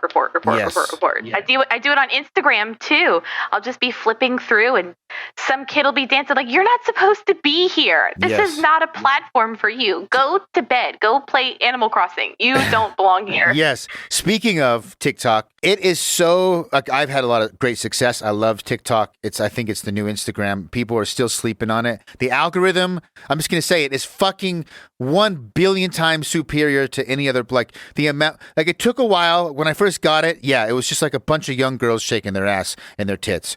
Like, I get it. It doesn't know what I like. But once it started figuring out what I like, bro, I get 60% of the videos in my For You make me laugh or I legitimately like them. Versus when I scroll Facebook or Instagram, unless it's someone I'm following closely and it shows me their stuff all the time because I interact with it, any sort of the explore stuff, it's probably like 2% of the content I find valuable or entertaining. Like the race, TikTok is killing it, but it does scare me a little bit because it's getting, the younger generation is adopting it so fast. And my 5-year-old the other day, I said something about you can't do that till you're a teenager, or like I think we're talking about Universal Studios and like you can't ride that ride until you're a teenager. She's like, when I'm a teenager, I can do TikTok. Oh. And I'm like, how do you even know? Like, what? She goes, I've seen you, Dad. You have a TikTok. Oh, called out. I was like, whoa, okay, pump the brakes. In your own home, Dad. How much do you know about TikTok and who's showing you TikTok? Because I know I haven't showed you TikTok. But somehow my 5-year-old who doesn't have a phone, doesn't have any friends who have phones, I have no idea how she knows what TikTok is. It's part of our culture now. There's no escaping it. Yes, it's there. The talk has found us. The talk is king. And I think the people who are still apprehensive about the talk are missing out because it's going to be like Instagram where every niche, every vertical, every hobby, every subject is going to have its own little ecosystem on the talk. It's going to build out. Like there's going to be fishing talk. There's going to be cosplay talk. You know, whatever you're into, it's going to happen. And if you're into that and you're not trying to build your I just think you're dumb. If you're trying to do anything on social media and you're not putting focus on TikTok, I think you're a dummy. That's my official, I'm the gaming god prophet. Gaming TikTok is going to be better than gaming Instagram and gaming YouTube Done. in 5 years. Put it on paper. Put it on Write paper. it. I'm calling it. Already, like, it's just, my TikTok it's so good it's bad. Like, I literally, if I'm, like, in a line for picking something up, whatever, and I only have, like, a minute, I have to say, no, I actually can't open TikTok to pass this time. because I don't have enough. I know TikTok's going to suck me in. I can't watch one video or two videos. Uh, It's going to show me. I don't have. It's going to be like, check out this awesome video game. By the way, do you want to see a dude doing a triple backflip 720 on a snowboard? Awesome. Do you want to see a guy hanging off a skyscraper? Cool. Do you want to see a really funny joke? And it's just like all over the map. Boom, boom, boom. Dopamine. It's too good. It's too good. Whew. Gotta be careful. I didn't have Instagram for the longest time because I knew I was going to do that. I got that rush. And I don't have TikTok because I'm afraid of that reason. I would seriously have my face attached to my phone all day long. Do you know what I do instead? I let other people go on YouTube and do the hard work, and I just watch these compilation videos. Oh, that's so I type in cute puppy TikToks, and there's 10-minute long videos of all the best dogs. The work is done. That is actually, you know what? That's a good way to consume TikTok. You let someone else aggregate the best talks, and then you, yeah. But you are streaming and trying to do gaming stuff, and if you're not putting stuff on TikTok, I just think you're going to regret it. I bet right now there's still the opportunity. I haven't checked, and I'll do it after this podcast. I bet there's probably maybe one or two legitimate Kong players who are putting content on TikTok. Maybe. I wouldn't be surprised if you're the first like super good Kong player putting shit on TikTok. Okay. So look, you're an adult. Yeah, I understand that if you're worried about like sucking you in and wasting too much time, which is a legit. I try to teach my kids. I teach my kids about social media the same way I teach them about drugs. It's just like, it's about a balance, and some are more dangerous than others. Some are more addictive. Some have luck. It's all about a balance and not getting greedy and doing it and not doing things when they're young. And I get that. Like, it's a legitimate concern. Hey, if I get a TikTok, I might waste. And the truth is, you will in the beginning. You're going to have a honeymoon phase. Well, you're going to have the initial phase where it doesn't know what you like. And be like, this is bullshit. And you're going to be reporting hella videos because it's going to default show you girls dancing. God. Because that's the default. If you're a new user, we don't know anything about you, hit them with the titties. Let's just start there. So, I mean, is it really a bad place to start? It's not the best. And I found out later, because in the beginning, someone convinced me, but gave me the same speech. Like, TikTok is coming. It's going to be smart to invest. There's going to be communities built on TikTok. You should get in now. It makes a lot of sense. And when I first got on, I was going through this thing like, okay, there's a lot of hot girls on TikTok, but like Instagram has been covered with ass pictures for like a decade. But there's nothing new here. Like, what's the point? It's just another Instagram. But I found out that it was built on an old app called Musical.ly, which was like a music and dancing app. So they when they made TikTok, they just rebranded the app. So the initial user base was just teenage girls like in dance classes that were using it for dance. So that's all the content they had. And when I first got on TikTok, I literally just posted another clip. I was just testing it out, like trying to figure it all out. I ripped a clip off YouTube of Symphony of the Night, just one part of the game that I liked. Like 15 seconds of Symphony of the Night, and just put it on TikTok to see. I was playing around with formatting. It had 230,000 views. What the shit? Like, this was like a year and a half ago. I'm like, what is going on? It's because it's less bad now, but it's still early. TikTok is getting tons of new users, and they're getting more users. Most users aren't content creators. So there's way more demand than there is supply. Okay. In general. And so the algorithm is very favorable. Like, I have on Instagram, I've been posting the exact same things on Instagram and on TikTok. On TikTok, I have 12,000 followers. I have videos with millions of views. What the hell? And on Instagram, I have 500 followers. So that's my pitch. That's my pitch. What? That's amazing. Yes, it's awesome. It's awesome. People are sleeping on the top. Congratulations are in order. Thank you. But it's just some of that does convert. Like, I see the numbers come through to the podcast, or I have analytics for all that. And it's like anything social media. You're anywhere between 1 to 10% of that's going to click through and go to other things and follow you in other places.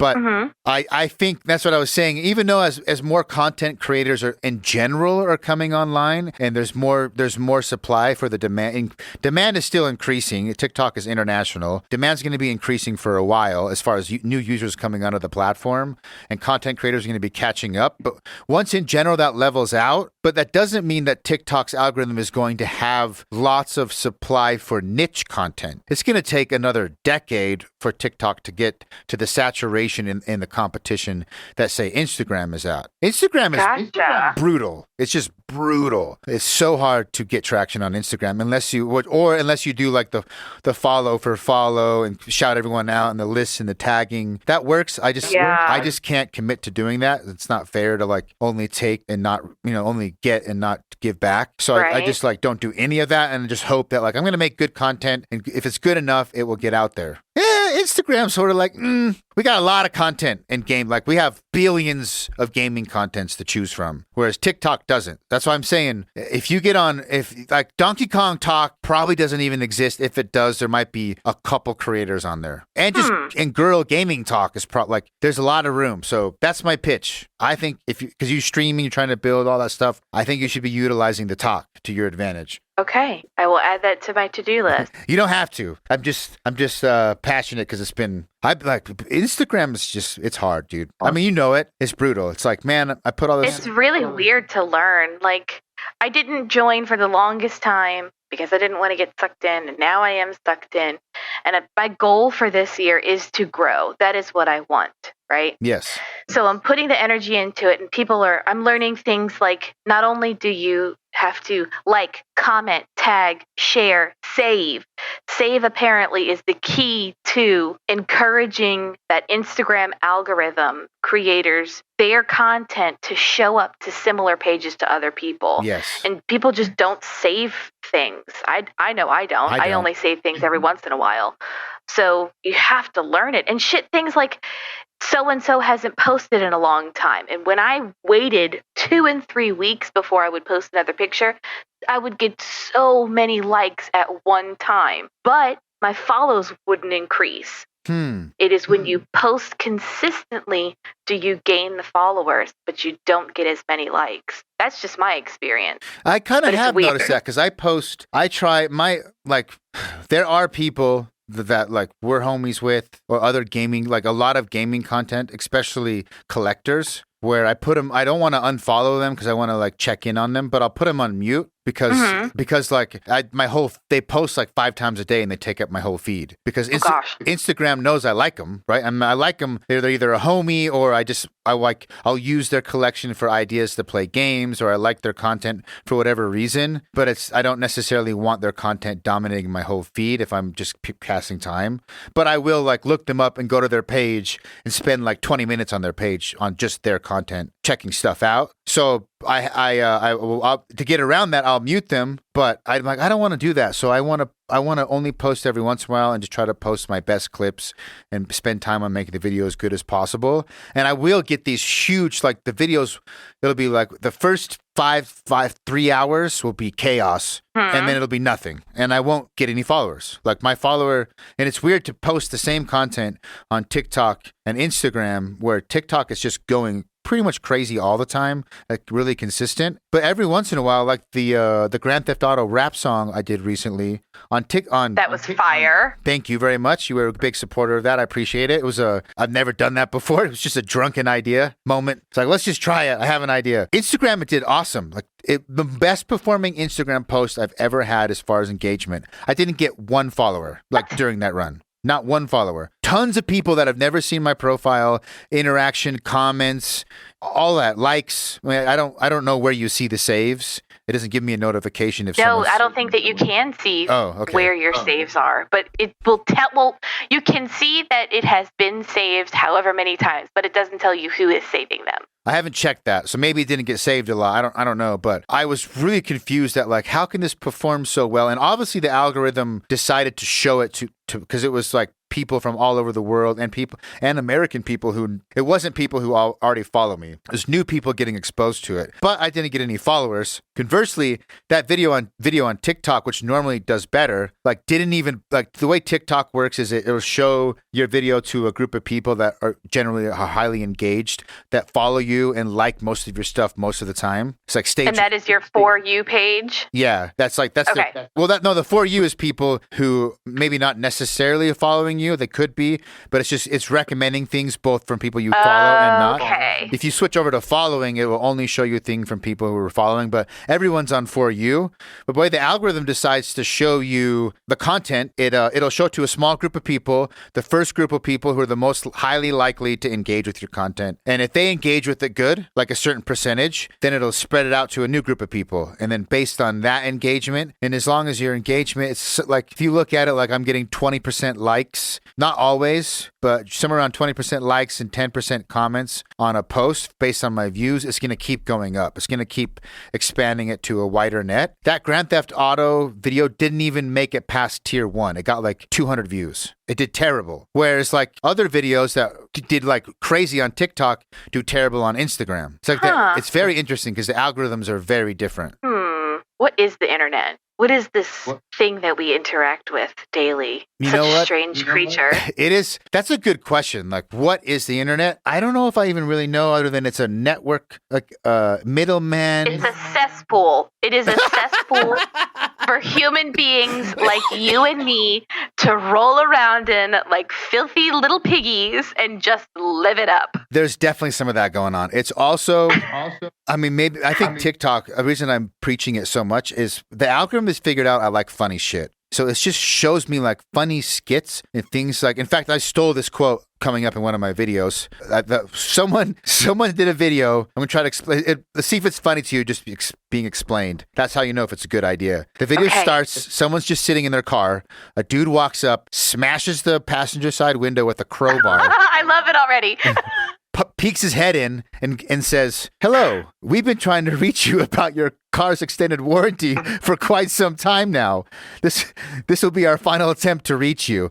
That's it. And I was dying laughing because I get those phone calls like all the time. It's the same damn message. And if you've had that phone call, it's funny. And some people think it's funny. The video had like millions of plays. So obviously I'm not the only one. And TikTok is just filled with that. And then my point of bringing that up is it is a cesspool, but there's also like lots of good people who are really funny that you would never come in contact with that you can get exposed to. So my hope is that sort of balances out the cesspool aspects. Do you know what it is? It's that chaotic energy. I thrive on videos that just drip chaotic energy. What is happening in this 30-second clip? I don't know, but I'm going to watch it 6 more times and hope I figure it out. That's a good point. I've been trying to... So TikTok's algorithm, and I think Instagram does this too, with a rewatch engagement is also factored into how many people it decides to expose you to. I think that's a really important point. Are people, not only people are watching a game, are they rewatching it?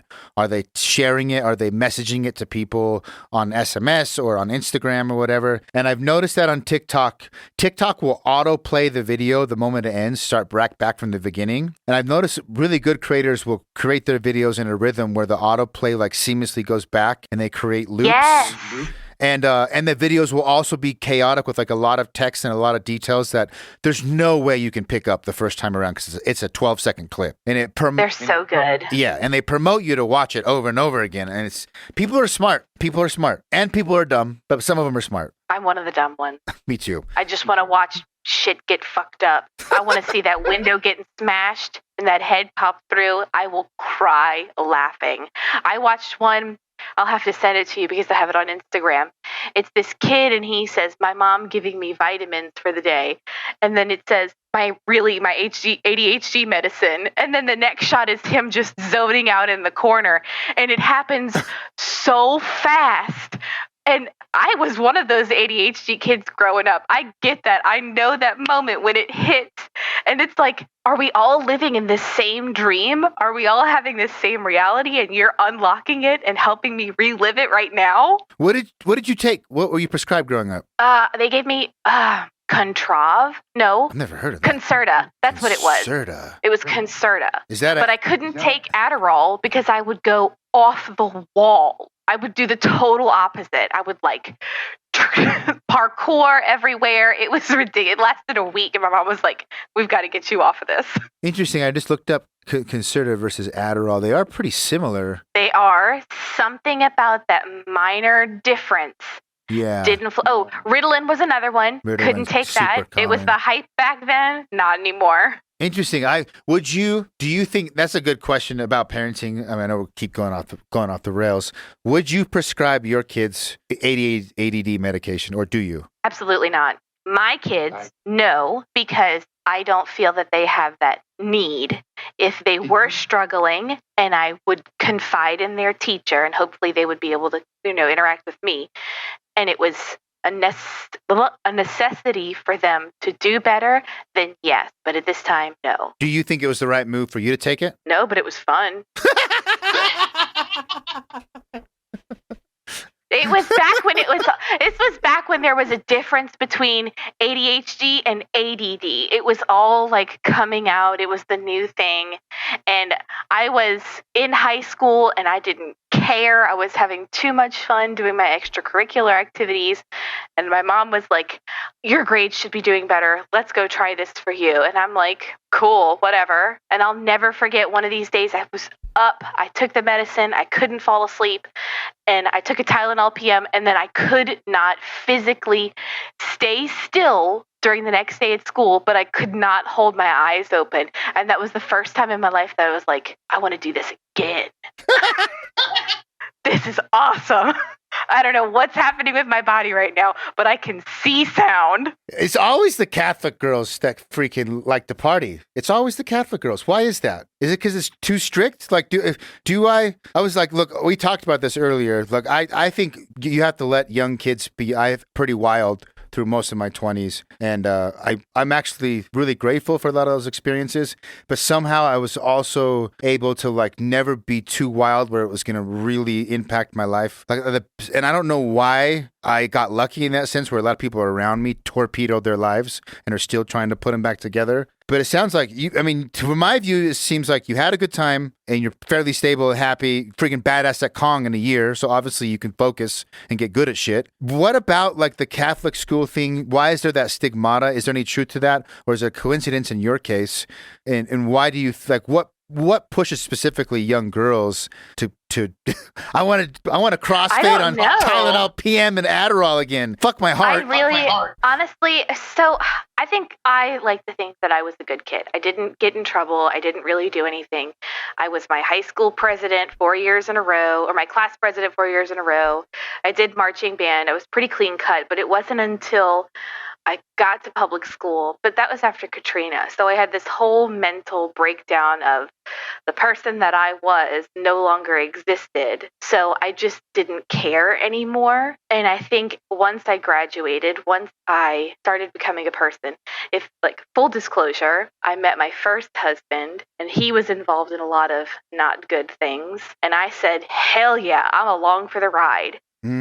And it enabled me to have part of this life that I didn't know existed. And I guess because I was so sheltered and I was such a good kid, I wanted to explore the opposite of that. Yes, that's what I'm getting at. Yeah. I wish I would have been able to explore it under safer, healthier, and more knowledgeable context. Yes. Because I don't think that I was left with a bad experience.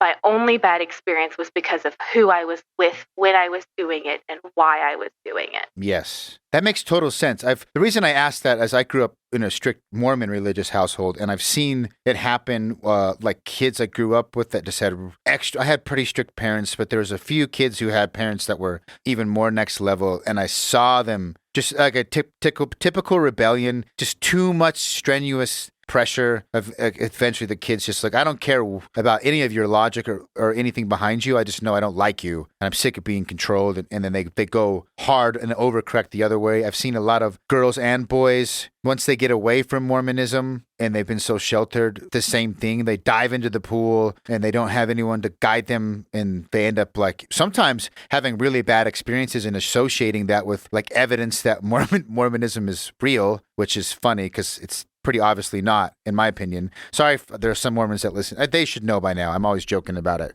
All due respect, and they'll go back to it because they make some bad choices, and they're just like, well, it's because I strayed away from the church. It's like, no, you just did a stupid thing. Like, you're not supposed to take meth and drink at the same time. Like, yeah, that's a terrible idea. But here's the thing: you don't know that until you've already done it, yes, and because nobody has told you otherwise. Because you don't know anything. Yes. That's it. That's all that it is. That's all and that it you is. can't say, you don't want to go look at a teenager and say, hey, don't go smoke meth and drink 40 right now. Because then that's only going to go, well, why not? Exactly. Why not? Listen, I can't explain to you the high that you will get and the come down that you're going to have, but you are going to be miserable for the next 2 weeks. Don't do it. And also, your heart doesn't like when you combine a downer and upper. Just don't do that, Right, please. but we're not worried about our heart conditions while we're having a good time. That doesn't matter. No. We're just here to have a good time. No. That's funny. All right. Now, PS1 games, I know, so your grandpa, so you had PS1. How old were you when the grandpa was doing the PS1 thing? Oh, gosh. I don't know. When did PS1 come out? Because it wasn't brand new, because it was old enough for people to be pawning enough of their game for me to have it. Yeah. I feel like it was probably around the time when PS2 came out, and that's when it was, not fun to have anymore because you want the next gen. Okay. What sticks out on the PS1 besides Bust a Move? Bust a Groove. Bust a Groove, was sorry. fun. I was a sucker for Barbie Super Sports.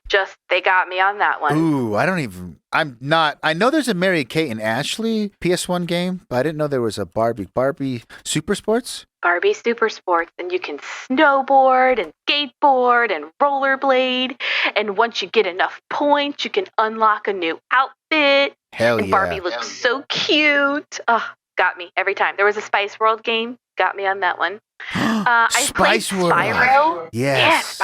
Definitely. Played that. Spyro, yeah, that's a good one. Spyro. Played Spyro a little bit, never finished it. Tried to go back a little while ago and finish it.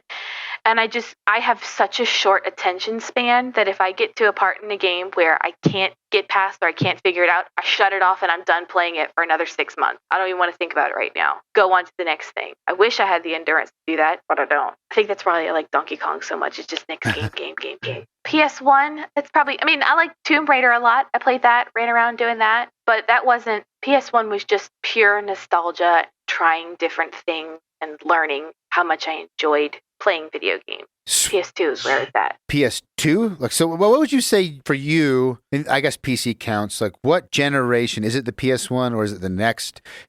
What generation for you? I call, for me, the golden age was the PS1, but I'm a little bit older than you. The magic, I don't know, I would say 11 to 16, maybe. It's that's when movies, music, and games seem to go to your soul and settle in. And there's a part of you that stays that way for the rest of your life. For you, what would that be? What era of gaming? Probably about that time too, 11, 12, when I was getting so many games rapid fire and just trying everything. That's what I remember so much. And it would be a constant stream of trying different things just to find the one that I enjoyed. Because my grandfather encouraged, it didn't matter that I was a girl who played games. He just wanted me, just to spoil me. Yes. Just for me to have a good time. Yeah. That I was his granddaughter. Of course, he's going to give me everything I want. Yep.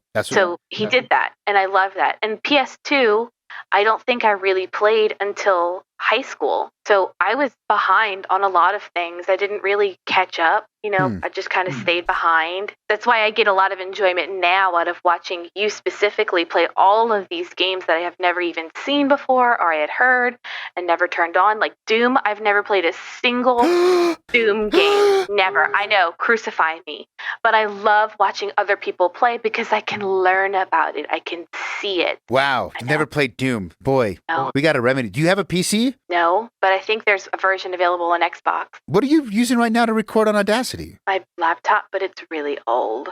Anything can play Doom. Old. I mean, Doom is also 30 years old, I think. You can play, I'm pretty sure you could play Brutal Doom, which is the best way to play. If I'm going to recommend it, not this to you and anyone listening, if you have a PC and you want to try old school Doom is a legend, but there's some gameplay mechanics, you can't look up and down. There's some things that need to be modernized, and you can get all the old school flavor with sort of the modern quality of life that has been developed over the last 30 years in a mod called Brutal Doom. It's super easy to set up, and even your grandma's laptop can play it. It's okay.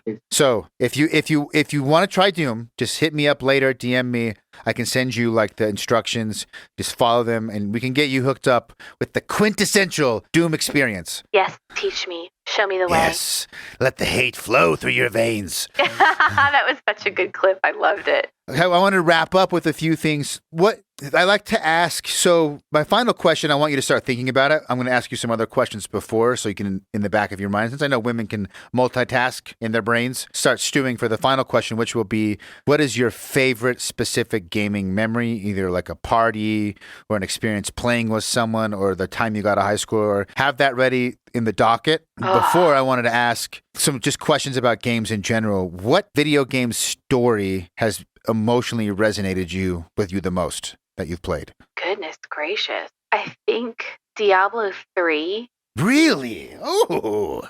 But I have such sentimental value for Diablo 3, and it is one of the first games that I played through multiple times, and it just stuck with me. Now, it's been a hot minute since I've played, so don't ask me how it ended, but just I remember the feeling of finishing the game and going like, that was cool. Yeah. That was awesome. How it all played out, and how I'm sure everybody knows the end, and you're fighting that last final boss. Diablo is fucking shit flying around everywhere, and you have to have all your tactics, and you have to know your character, and finishing it, and you're just there, and you're like, I did it. I remember having that moment, and I had all three of my daughters then, and I would give them unplugged controllers, and they would sit and play with me, because non-player characters often join your party, so I would get my playtime, and they would think that they're playing with me, and I remember finishing it, and they were next to me, and it was like, we beat the game. We finished the game. And that's something that sticks with me a lot. That's badass. I hope I have that with my kids. I've tried to get my kids to play Switch a little bit, but they're 4 and 5, and it's just not. My 5-year-old kinda, she can do like 15 minutes, and then I don't know. They have a hard time like holding even the controllers because like actually using them because their hands are too small. That's cool. I can't even get them. I've tried that no controller trick with my kids. I don't know if I'm not selling it right. They just like get bored and walk away. Yeah, a little it takes jealous. them sell. Honest to God, I had this whole period of my life from when I was like, I had my first daughter 4 days after I turned 21. I had no gaming experience, anything from that point until I was probably 26. That's when I got the PS3. Nothing. I was so and even before then, and I had become this shell of a person. I didn't know who I was. And some kind of a way I acquired the PS3. And I remember getting Diablo because somebody said it was like Champions of Norath, and just rekindling that fire I knew I had inside of me. I remember doing this and loving doing this. And that's where it all cranked back up again. You talk about Champions of Norath a lot. I've seen you post about it. Is that your favorite game of all time? Probably because I have the best memories of that game. Well, let's dive into it. What's you're definitely I remember seeing the cover for that game. It was a PS2 game, correct? Mm-hmm. Yes, and I remember thinking the art was cool, and I was into RPGs. I'm not sure why I never rented it, but I don't really know anything about that game. So sell me on it and share with me all the specialness, all the special sauce. Very basic hack and slash, just a Diablo style game. That's all. Learn your character, beef your character up, go through, play these different monsters, play these different characters, go through, play this boss, play that boss. There's nothing technical or hard about it. But it was a game that my grandfather got for me that sat in my collection. And my boyfriend at the time, my high school sweetheart, said, "Oh, I've seen this game. Let's play this." So in my room, we busted out my futon, plugged in our controllers, turned the TV on, started playing a few rounds here and there, going through, okay, it's time to go home. See you later. Love you. Bye. Then it would turn into my best friend. Hey, he can't come over. Do you want to come over and play? Let's get you your own character. Sure, no problem. Couple hours that way, having snacks. Okay, time to go. Love you. Bye. Then it evolved into all three of us on a mission to defeat this current boss, stopping at the gas station because we knew we were going to be stuck in front of the TV for the next 4 hours, playing this campaign until we defeated that boss, having my mom come knock on our door. Y'all need to go home. It is the end of the day. And then shutting it off for the night and just sitting there and going, this is the coolest thing I've ever experienced. Yeah. So it was for a lot of people, they bring up social aspects. like a time when they had a multiplayer experience and they bonded with people and they got to mix the gaming and the social and the tunnel vision being totally immersed into something, and you get all those things come together in one multiple trifecta, quadfecta, cinco fecta, whatever the terminology for that is, and like you hit that sweet spot, that like flow state where you're wrapped up in the game, but they're in flow state with you, and you're all yeah. It's a magical thing. I've had similar things with that. Halo was a big one for a lot of people. Halo 1, when you could get the LAN parties and link them up, 4 Xboxes, 4 TVs. Right. And it was just like... I've heard of that. You and your friends would start playing, and all of a sudden, 8 hours had passed by in a blink of an eye, because you're just locked and loaded, playing, laughing, hitting snacks. So-and-so goes to the gas station, comes back. Everyone's like, yeah, drinks. And it just, the time flies, and then it ends, and I can kind of see your friends going home, your mom kicking them out, whatever, laying back, and you have to come down from that high. You got to lay down and like, oh. It's a special kind of high. Yeah. It's a lot of fun. That's always a really good memory when I think back on it. That's a good one. Champions of North. It reminds me a little of, did you play Gauntlet by chance? I think I've experienced playing it while I've been at the arcade, but I've never committed any time to it. I know Diablo 3, I have my jiu-jitsu coach who's been on the podcast. He said he has some odd, like, I want to say 200 or maybe 300. It was some ridiculous amount of hours on Diablo 3 on the Switch. I believe it. He said it's like the ultimate addictive game of all time. Because you can just do side quests, or you can just beef up your character, and you can spend all of your time doing that, or you can customize, or you can just go collect random shit and then go sell it and hoard all of your money. That's me. That's the player I am. I just want more and more and more. And then you don't have to beat the game right now if you don't want to. And there's achievements for everything. If you're an achievement hunter, that game has so many achievements. Yeah. What do you get rewarded for, other than like the bragging rights of getting a platinum trophy on PlayStation? Do games reward you with? I've never been an achievement hunter, because I've always assumed like I can go get all these achievements and I'll get a trophy, but I'm more interested in like, is it going to give me something in game that makes the gameplay, like, am I going to get the best sword? Is that how you get the best sword? I think so. I think at the end of Diablo, you get to keep some cool epic thing, and it just stays in your inventory, and then you can play again. And obviously, the more times you play the game, the better quality items are going to be. So the crown you got at the beginning of the game, if you play it again, it's going to be a better crown because you're playing the story again at a higher rate. Yeah, that makes sense. I got to try it out.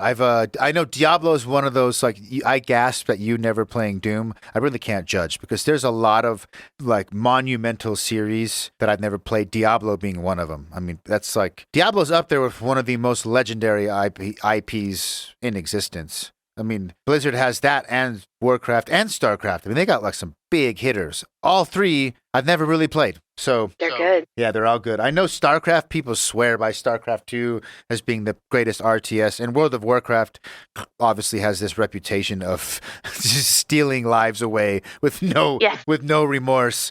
Yep. Have you played WoW? You ever get into that? No, I had an uncle who played, and I would sit with him and watch him play, but I myself have never sat down and played. You know who plays World of Warcraft? Who? Henry Cavill. Oh, he does. He does. He also he builds his own PCs, which is cool. Yeah, that's good stuff. Yeah. That dude... He's too young for me. He's too young for you. You need to wait for him to age a little bit. He's going to be one of those dudes that, like, 75 still is just retardedly hot. He's just... Right. He obviously lives healthy. He's clearly got great genetics. I don't see him, like, going off the deep end from fame and success and just, like, coke and boozing his life to shit. I just... Doesn't seem like the guy who would do that. He's obviously too nerdy. No, he's worked too hard to have the physique that he does. He knows better. Yeah. You know that he's like he's a legitimate nerd in the sense of he, from what I read, aggressively chased after the Witcher role. Like he wanted to make that happen. He was like, He played through The Witcher 3 times and then was introduced to the book and then found out they were making it a Netflix series. Yes. And he wanted it. Yes. Here I am sounding like a crazy stalker. I'm there right there with you. I mean, if anyone would turn me to the other side, he's definitely up there in the running. I would consider it. Depends on how much, with the right sum of money and the right body, Henry Cavill being one of them, I think you could turn me. I'm pretty. And I was just going to comment. I'm pretty swoon over him, and I use the term miring. It's like being into a dude, but not sexually, but it's like being into him. You admire him, Right. miring, like a bodybuilding term. He's jacked as hell, super good looking. And when he first came out in Superman, I didn't love the movie Superman. I think it's the best out of Batman versus Superman, Justice League. In hindsight, the first Superman's pretty good. But I just thought he was I don't know, like just a new actor. There's another Hollywood pretty boy, jacked pretty boy. Yeah, pretty boy is the right word. Yeah, it's just like another jacked pretty boy. Cool. They found some new guy I've never seen before that's jacked. I guess he makes a good Superman. And I was like really indifferent to him. But over the years, his like the fact that he's a legitimate nerd has I think a lot of people have warmed up to him. It's like the comic book and geek culture world are the people who are most likely going to generalize an attractive person and write them off for being like a pretty boy. If you grew up super nerdy, probably have some resentment and issues.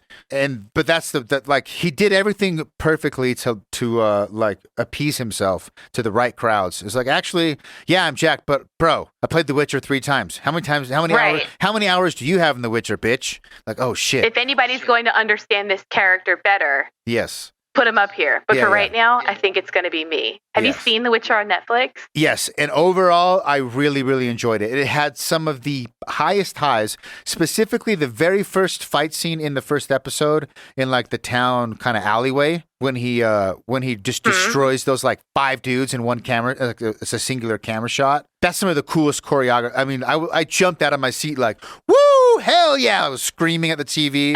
Like, that was badass. But then it had some parts that were really rough. Like parts where I was like, this is hard to get through. It's really cheesy. And so overall, I would say it's like a 7 or 8. But when it came together for me, I'm really excited for the second season because I know they're going to get more money. It got good reviews. I think it's going to be better. I can't wait. It's something to look forward to. Yeah. It's did you ever watch, I don't know, I'm about to wrap up, but did you ever watch True Detective season 1 by chance? No. You have to. Oh, man. You have to. Oh, man, I have some catching up to do. Has your husband watched it? Oh, maybe. I don't know. He's such a nostalgia freak. He loves to watch, Less Than Zero or Breakfast Club. He'll put those on and he'll go to town on St. Elmo's Fire is one he's been watching again. That's what he likes to watch. Series, not so much. He watched Cobra Kai. You watch Cobra Kai? I tried. I can't. I don't know. There's something about like I like cheesy, campy things, but it has to be done the right way or it doesn't hit for me. And Cobra Kai just doesn't hit. But it's like. It is very cheesy, campy. But it's not that it's like there are cheesy and campy things I love. Like Army of Darkness is one of my favorite movies of all time. And that's pure cheese, pure camp. Mm-hmm. So I don't know what it is about it because there's guys I really respect that I train with that are like super badass, legitimate fighters that and they love Cobra Kai. They love it. They swear by it. Like when it came out season 3, they binged the whole thing and people love that show. I don't know. So I know either I'm like missing something or just something's off with the taste. I don't know. It just didn't click with me, which sucks because I want to have I see people talk about it with all this enthusiasm. I'm like, damn, I'm missing out. I want to feel those good feelings. Why isn't it working for me? Just watch it. Say you did. Just go, meh, it was okay. Put that notch on your belt and be done with it. Yeah, TV series I actually run into this. I guess you have Kong, which is like a constant thing, and you have this competitive thing that you're working on. I play and goof off on a lot of games for the podcast, but actual games that suck me in and I get obsessed about is like 1 game a year on app now, like 2. I can play games and make videos, but like most of those games I'm playing retro, I'm not beating them. I'm playing and making like a few videos and getting to the point where like, okay, right. I get it. I want to make another video, do a different game. Most of them don't catch me, and I get obsessed with it. And it happens less and less. I don't know if that's like an adult thing is your gaming like Kong is a staple, and then you just sort of have one other game you're into at a time? How does it work for you? I kind of got stuck on Kong when I was practicing competitive gaming. Casual playing, I've been playing Dead by Daylight non-stop. My kids get aggravated with how much I play that one. Dead by Daylight. It's a lot of fun. and it's a newer game, so it still gets a lot of traffic. And it's not a difficult game to play, which I think makes it better for me because I am a casual player. But I don't anticipate playing any other arcade game, enveloping myself or devoting my attention to getting a better PB on that game until I get Kong down. Okay. What is Dead by Daylight? It's a first-person shooter. It's multiplayer. Give me a rundown on Dead how by it works. Daylight is a 4 versus 1 thriller game. You play with 3 other survivors, or you can play as the killer. If you're playing as the survivor, you have to repair 5 generators without being hit by the killer. If you're playing as the killer, it's your job to down and kill 4 survivors. No 2 matches are the exact same. No 2 other players are the exact same. It's a mixed bag of tricks. So all that you can do is play the game with your perks and your add-ons the way that you know how to play. And maybe somebody else gels with you in that match and you can take down those generators and maybe you get hit and maybe somebody else will take a hit for you. That one's a lot of fun to play. So it's like what the Freddy game was supposed to be. Yes, a lot of people compare it to that. I will say that I think Dead by Daylight is better. The graphics are a lot better, but it's definitely still a broken game. And I think it's got kind of toxic community surrounding it. But that happens when it's a killing game. Your goal is to kill people and to not be killed. Of course, you're going to have assholes that will camp you. It's just part of the game. It's part of the experience, yeah. Right, yeah. Interesting. I like that one a lot. This looks I downloaded cool. Witcher. Haven't played it yet. I need to do that. What, on Xbox? Yeah. Which Xbox do you have? I have the last 3 generations. So not the newest, We the have newest one. We have the newest one. We just got the Xbox Series X. We have the Xbox One X, and we have the Xbox One S. Oh, so you're an Xbox girl. I didn't know that. You're all we in. have a PlayStation 4 too. Nice. Well, you got, but yeah, you've been riding the Xbox, or at least you and your husband. You have all 3. Yeah. The Series X, I bet if you can play The Witcher on the Series X, you're going to have a great experience because that game has been patched a bajillion times. The DLCs that came out for it, I'm sure the complete edition that you ended up buying, I would be shocked if you didn't come with all the DLCs.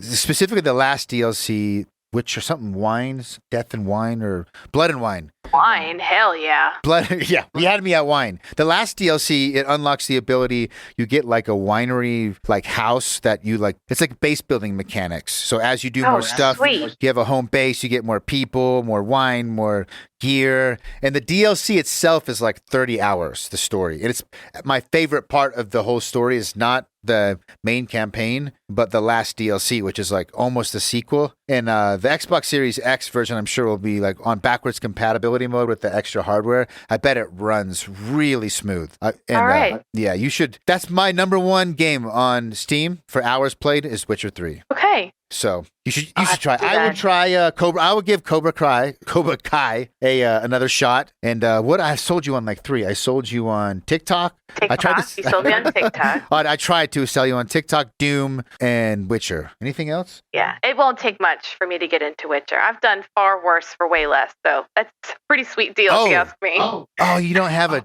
PC. Damn it. You can if you have a PC. Maybe the Xbox Series X lets you do some mods. It supports Nexus mods, I think. There's a Henry Cavill mod for The Witcher 3. That sounds dangerous. That's super dangerous. You can swoon for 200 hours straight with that mod. Okay. Deal. I was the deal. That's not a problem at all. Yeah, you should be. I looked it up once. I should temper your expectations. It was a user mod. Whoever did his face, it's a little wonky looking. It's not the hottest Henry Cavill. It's a fan-made mod, but still, if you want to imagine it's Henry Cavill, it might help that the face kind of looks like him. It's not as good looking as the original Witcher's face, but it's pretty good. You should try it. Fun. Okay. I think do they support Nexus? Let me look this up real quick. Xbox Series X support. I thought I read it supports Nexus mods. Yes, you can do it on Skyrim, so maybe you can do it on Sweet. Witcher. Anyway, let people know where they can find you, where you're streaming at, where you're Instagramming at, where your Kong scores can be found, anything you want to kind of promo, people can find you. And I will obviously put all that information in the podcast description as well. Hit them with it. All right. You can find me on Instagram at Dearest Abi, ABI. You can find me on Twitch at Dearest Abby, ABBY. Not to be confused with Dearest Stabby. That happens a lot. I have a lot of my scores on Kong League, but that's my real name, and I don't trust some of you people. So find me on either of those, and I'll be happy to chat with anyone there. I don't have a Discord. I know Discord is a popular thing, but maybe I'll get that started one day. Yeah. Do you have a schedule on when you stream? No, it's pure chaos. Pure chaos. I just kind of show up whenever I feel like it. So, I need to do that, though. I need to have more or not. consistency. Just say, look, if you want this awesome Queen to Con content, you better pay attention to the socials. And when I'm live, be ready to take advantage. Ooh. I mean, you That's got an idea. we got lives. You got kids. You got a life. Obviously, if you're not going to, I mean, they always say that, like, if you're going to try and stream and make a schedule, like if you're trying to be a full-time streamer, yeah. If you're just streaming for fun, I don't think it's that big of a deal. You don't have to have a schedule. I hop on, like when anyone, like someone I follow and they post, hey, I'm going live in 5 minutes and I'm free at that time, I'll check it out. I'll hop on, watch the stream. Oh, fun. I wouldn't worry too much about it. So no schedule. Check her out, ABBY on Twitch, ABI on Instagram. Correct? That's me. And thanks for coming on the first monumental historical event, the first female on the podcast. I feel so safe now. I'm ready. Oh, I'm glad I could help relieve you. My pleasure. I hope we converted a few Donkey Kong. It made me more interested in Donkey Kong, hearing about like the strategies. Play sometime. Record yourself playing. I can't wait to watch. I'm gonna I'll give you all the watch. tips and tricks you want. I'm definitely. Who should I watch? Like, if I want to, who's the bomb right now? Who's the top of the food chain player right now that I can watch? One of my favorites, who's my DK daddy, is Lyriel, Matt Tecchio. You can find him on Twitch at Lyriell. I could be spelling that very wrong, but I love him. He's a great player. Robbie Lakeman, who currently has the first and second world record, is amazing. Does all of that barrel grouping stuff we talked about. I can't process half the shit that he does. It's so cool. And he's on Twitch at Robbie Lakeman. Robbie, how do I spell it? Robbie. Lakeman, there he is. Robbie Lakeman. Donkey Kong world record. Okay, so for example, I should have asked this before. So currently the world record right now is 1,271,100, correct? That's wild. Where are your scores at compared to that? I am 186,000. Oh, so the gap between you who are like and the best in the world is still pretty big. Absolutely. And here's the weird thing.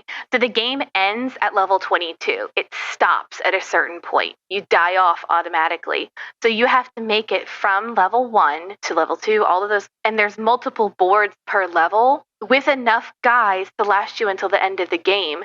Now, if you were just playing just to get a kill screen, the points end at about 80,000, I think, on average. 800,000, excuse me. And these people are getting million-point scores. So they're double jumping and point pressing every single place possible. They're like robots. On an emulator. So that's why it doesn't kill screen at the 80,000 mark? The game itself will kill screen whether you're emulating or playing on a physical hardware. That's just the way that the game is designed. So you have to have a life ready for the kill screen? You could be on your last guy and you will still die. It plays for a few seconds on level 22 and then all of a sudden it dies because the way the game was designed, it wasn't meant to be played that long. There is no level there. It just stops. So how are they getting 1,200,000? Oh, so you're saying if you have an extra life, it'll kill screen and you start over? Right. It just stops altogether. And so they start a new game and they just add the score on top of that? How do they get 1,000,000? That's what I'm asking. All because they're double jumping those barrels. So like I might be able to jump one barrel and that's only worth 100 points. If you're grouping barrels, that's 300, 800. There's different points in the game where you can stand in a certain spot. So there's a cap, like it's going to end no matter what, and that's as many points as you get. Correct. That's as many levels as you will go. You won't go any further in this game. So the points you collect in that time period, once you get to, that's the end of the game. So that's what makes the world record so like insane. How did you do that much in that amount of time? Because you can kill screen. So the first goal is to kill screen. When you start playing Donkey Kong, it isn't about getting a personal best. Your first goal is to kill screen. You work it up to getting a higher PB over and over and over. My husband doesn't have a kill screen yet. But once you get there, it's an endurance thing. And to make it to that level, to pass that many boards, that much time, it's really a testament to how well of a player you are if you know how to play this game. But once you get to that pushing million points, because it's only 800,000, a million is just within your reach, right? Yeah. You want that taste. You want to have it so bad. There's so many players that have their kill screen but don't have their million point yet. Do you think it's made you, like, your ability to focus outside of Donkey Kong has gotten better from being able to focus on Donkey Kong? No, it's a totally different state of mind. Absolutely. I wish I had the focus I had when I'm playing Donkey Kong. And I will confess this. Thank God my husband's not here right now. I'm such a bitch when I'm playing. I want to have my music on. I want to have this drink sitting right next to me to get into that zone. Because once you're there and you're focusing, paying attention, nothing else matters. Yeah. Well, Abby, it's been an absolute pleasure. In all seriousness, thank you for coming on the podcast. Thank you for saying yes. It's my pleasure. It's hard to get guests. I appreciate it. I appreciate you giving me your time. I will do my best to promo the living shit out of all your shit, and hopefully you get some new followers, and we've converted some people to Donkey Kong. Yay! Send me all your things, and I'd be happy to do the same for you. All right. Adios, everybody. Bye-bye. Bye.